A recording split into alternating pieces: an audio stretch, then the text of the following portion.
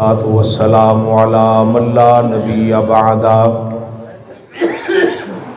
وعلى آله وأصحابه الأتقياء ولعنة الله على أعدائهم الأشقياء. أما بعد، أعوذ بالله السميع العليم من الشيطان الرجيم. بسم الله الرحمن الرحيم.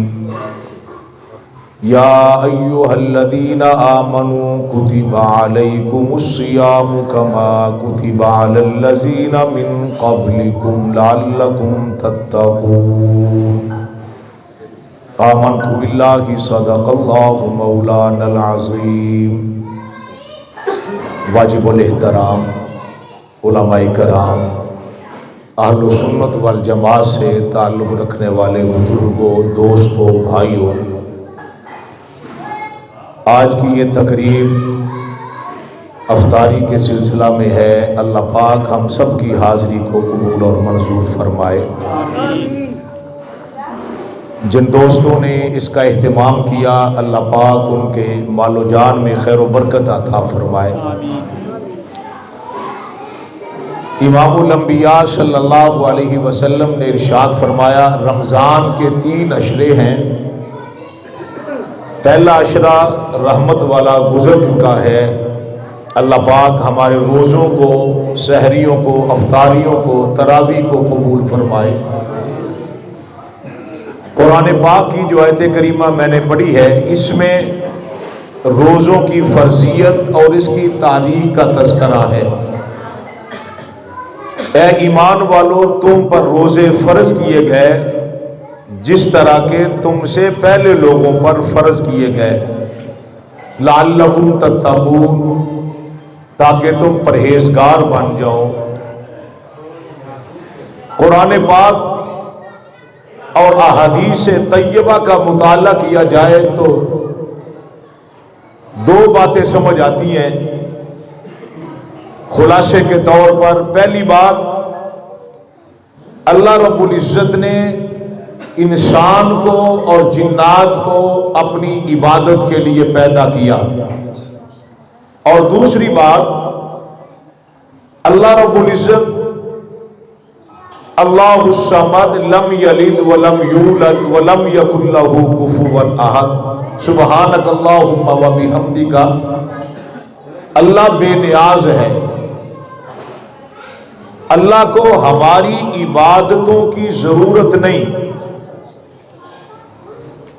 اگر پوری کائنات میں ایک شخص بھی اللہ کی عبادت کو چھوڑ دے، اللہ نہ کرے کوئی ایسا وقت آئے، تو اللہ کی عظمت، ربوبیت اور اس کی خالقیت میں ذرہ بھر بھی فرق نہیں آئے گا. یہ روزے، عبادات، قربانی، ذکر و اذکار، جس کا فلسفہ اور خلاصہ یہ ہے کہ اللہ عبادت سے، روزوں سے، قربانی سے انسان میں تقوی چاہتا ہے. اللہ چاہتے ہیں میرا بندہ متقی بن جائے. قرآن پاک میں دوسرے مقام پہ اللہ فرماتے ہیں، ایھا الناس اعبدوا ربکم الذی خلقکم والذین من قبلکم لعلکم تتقون. اے لوگو، عبادت کرو اللہ کی جس نے تمہیں پیدا کیا، تمہارے بڑوں کو پیدا کیا. یہاں عبادت کا فلسفہ اللہ فرماتے ہیں لعلکم تتقون، تم متقی بن جاؤ. قربانی آئے گی، اللہ کی توفیق سے ہم جانور ذبح کریں گے.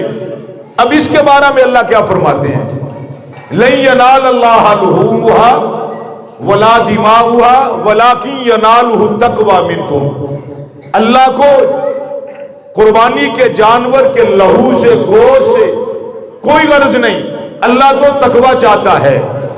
رمضان کا مقصد تقوی، عبادت کا مقصد تقوی، قربانی کا مقصد تقوی، عبادات کا مقصد تقوی. اب اللہ سے سوال ہے کہ تقوی کیا چیز ہے. علماء نے اس کے کئی معنی کیے ہیں. لیکن خلاصے کے طور پہ قرآن پاک کا آخری پارہ 30واں اور دوسرا رکوع ہے. اللہ قرآن میں فرماتے ہیں ان للمتقین مفازا حدائق وعنابا وکواعب اترابا وکاسا دہاقا. اللہ یہ جو تقوی آپ چاہتے ہو یہ صبح سے لے کر شام تک بھوک اور پیاس کو برداشت کرنے سے ہمارے اندر تقوی آئے گا. جب تقوی آئے گا تو متقین کون ہے؟ قرآن کہتا ہے للمتقین مفازا حدائق وعنابا. دنیا کا معیار یہ ہے، ہمارے ہاں کامیاب وہ ہے جس کے پاس مال و دولت ہو، دنیا کا عہدہ منصب ہو. لیکن بھائیو اللہ کا یہ معیار نہیں. اللہ فرماتے ہیں ان للمتقین مفازا، میرے ہاں کامیاب وہ لوگ ہیں جو تقوی لے کر آئیں گے، جو متقی بن کر آئیں گے. دوسرے مقام پہ اللہ پاک فرماتے ہیں یا اللہ یہ متقین کون ہیں؟ اللہ فرماتے ہیں ان اکرمکم عند اللہ اتقاکم. میں تو ان کی عزت کروں گا، اللہ فرماتے ہیں ان کی مہمانی کروں گا، اتقاکم، جو تمہارے اندر سب سے زیادہ متقی ہوگا. اور قرآن پاک میں حوروں کا تذکرہ ہے. یہ 72 حوریں ملیں گی کن کو؟ متقین کو. حدائق وعنابا، انگوروں کے باغ ملیں گے کن کو؟ متقین کو. حدائق باغیچے ملیں گے کن کو؟ متقین کو. کاسن دہاقا، چھلکتے ہوئے پیالے ملیں گے کن کو؟ متقین کو. قرآن پاک میں اللہ فرماتے ہیں جنت میں دودھ کی نہریں کن کو ملیں گی؟ متقین کو. شہد کی نہریں کن کو ملیں گی؟ متقین کو. شرابن طہورا کن کو ملے گی؟ اللہ فرماتے ہیں متقین کو. اور تقوی آئے گا روزوں سے، تقوی آئے گا عبادت سے، تقوی آئے گا قرآن پاک کی تلاوت سے، تقوی آئے گا اللہ کی عبادت سے. میرے بھائیوں اللہ تقوی چاہتے ہیں. اب رب سے سوال ہے الہ العالمین روزے اس لیے فرض کیے ہمارے اندر تقوی آ جائے، عبادت اس لیے ہمارے اندر تقوی آ جائے. یا اللہ یہ بھی پتا چلا کامیاب تقوی والے ہیں، تو ان کی عزت کرے گا جو تقوی والے ہیں. اس کائنات میں، آسمان دنیا کے نیچے، اس دھرتی کائنات میں کوئی کرو، کوئی لشکر، کوئی جماعت ایسی یا اللہ جو تقوی کے معیار پہ پوری اترتی ہو. میں تو تقوی کے معیار پہ پورا نہیں اترتا، آپ تو تقوی کے معیار پہ پورا نہیں اترتے. ولی غوث قطب ابدال یہ تو تقوی کے معیار پہ پورا نہیں اترتے. اللہ کون سی جماعت ہے، کون سا لشکر ہے، وہ کون سا گروہ ہے جو تقوی کے معیار پہ پورا اترے؟ دوسرے لفظوں میں کہتے ہیں اللہ وہ کون سے لوگ ہیں، وہ کون سی جماعت ہے جن کو آپ نے ہمارے لیے نہیں امت کے لیے مجسمے کی تقوی کی مجسم شکل بنایا ہے. اللہ فرماتے ہیں اولئک امتحن اللہ قلوبہم للتقوی لہم مغفرہ. اس کائنات پہ ایک جماعت ہے جن کو محمد کے صحابہ کہا جاتا ہے. ایک جماعت ہے جو تقوی کے معیار پہ پورا اترتی ہے. ابھی آپ کو بات سمجھ نہیں آئی؟ دو رخ ہیں. اس رخ سے دیکھو، پہلے رخ سے دیکھو تقوی یہ صحابہ کے معیار پہ پورا اترتا ہے. دوسرے اینگل اور رخ سے دیکھو کہ نبی کے صحابہ یہ تقوی کے معیار پہ پورا اترتے ہیں.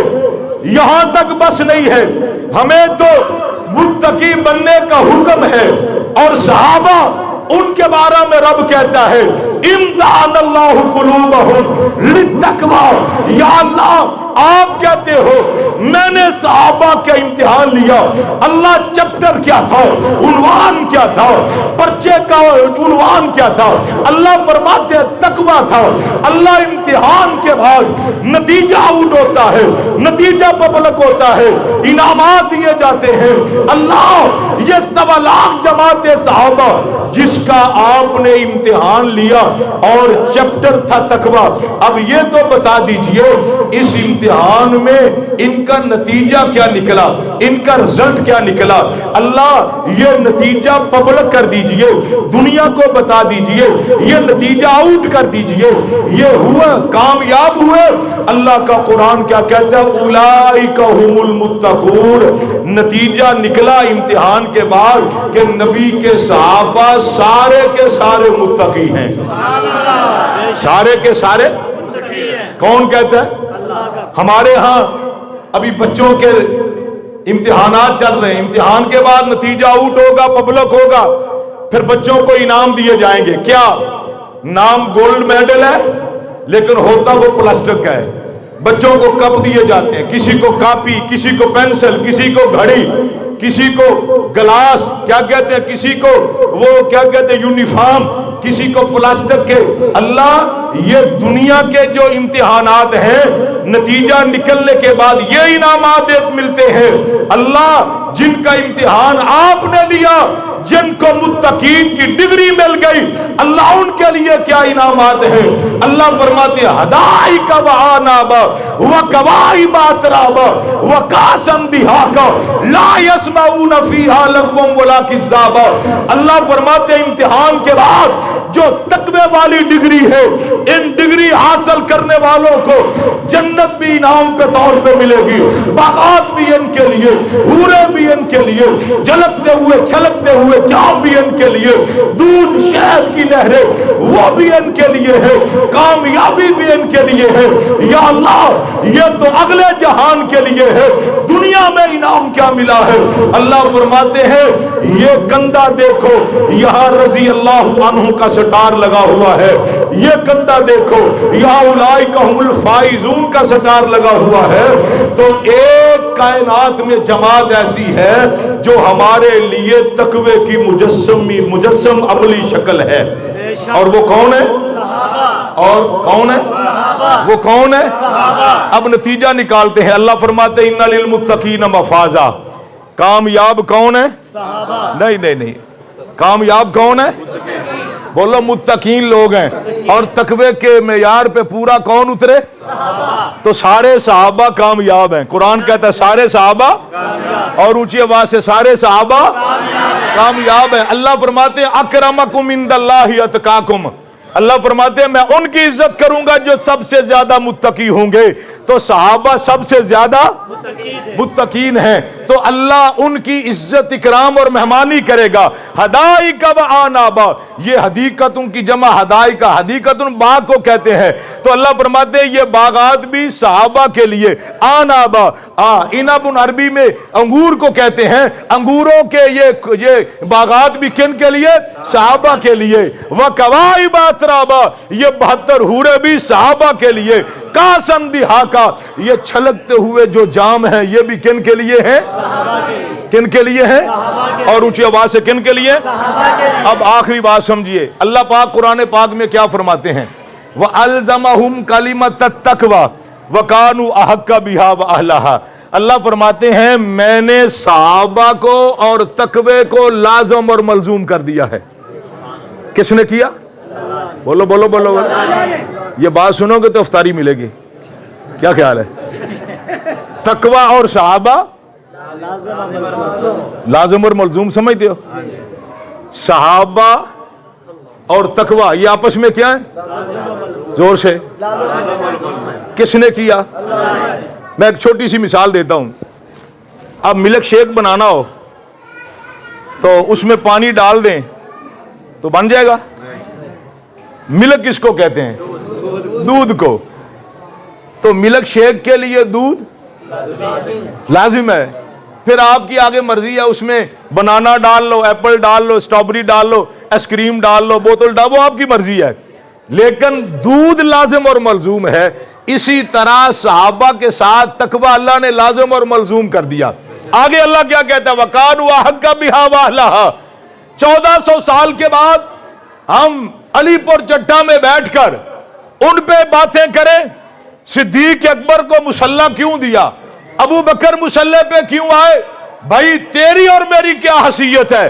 اللہ فرماتے ہیں وَكَانُوا أَحَقَّ بِهَا وَأَهْلَهَا۔ مصلی پہ آنا یہ ابو بکر کا حق تھا اور ابو بکر اس کا اہل بھی تھا۔ بے شک نبی کے بستر پہ عائشہ آئی، تجھے اور مجھے اعتراض کرنے کا کیا حق ہے؟ قرآن کہتا ہے وَقَانُوا أَحَقَّ بِهَا وَأَهْلَهَا، یہ چناؤ تو اللہ نے کیا ہے، تم 1400 سال کے بعد بھئی ہم اعتراض کرتے ہیں علی کی بیٹی عمر کے گھر میں کیوں آئی؟ اور بھائی یہ تو ان کو اللہ پاک کے فیصلے ہیں، وَقَانُوا أَحَقَّ بِهَا وَأَهْلَهَا۔ تو بات یاد رکھیے، اللہ پاک نے صحابہ کو جس طرح ہمارے لیے ایمان کا معیار بنایا، جس طرح ہمارے لیے ہدایت کا معیار بنایا، اللہ پاک نے جماعت صحابہ کو اسی طرح ہمارے لیے تقوی کا معیار بھی بنایا۔